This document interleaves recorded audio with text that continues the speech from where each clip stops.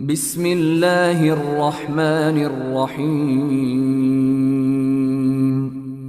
ইয়া আইয়ুহাল্লাযীনা আমানু ইত্তাকুল্লাহা ওয়া যারু মা বাকিয়া মিনার রিবা ইন কুনতুম মুমিনিন।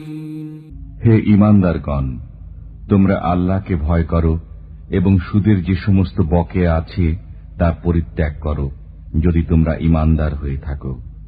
فَإِن لَّمْ تَفْعَلُوا فَأْذَنُوا بِحَرْبٍ مِّنَ اللَّهِ وَرَسُولِهِ وَإِن تُبْتُمْ فَلَكُمْ رُءُوسُ أَمْوَالِكُمْ لَا تَظْلِمُونَ وَلَا تُظْلَمُونَ।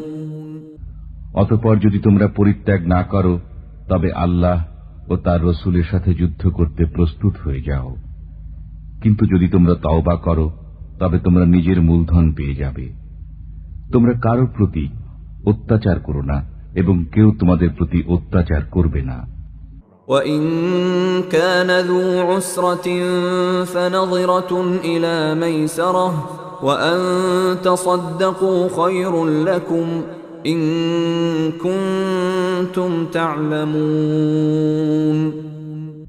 যদি খাতক অভাবগ্রস্ত হয়, তবে তাকে সচ্ছলতা আসা পর্যন্ত সময় দেওয়া উচিত। আর যদি ক্ষমা করে দাও, তবে তা খুবই উত্তম, যদি তোমরা উপলব্ধি করো।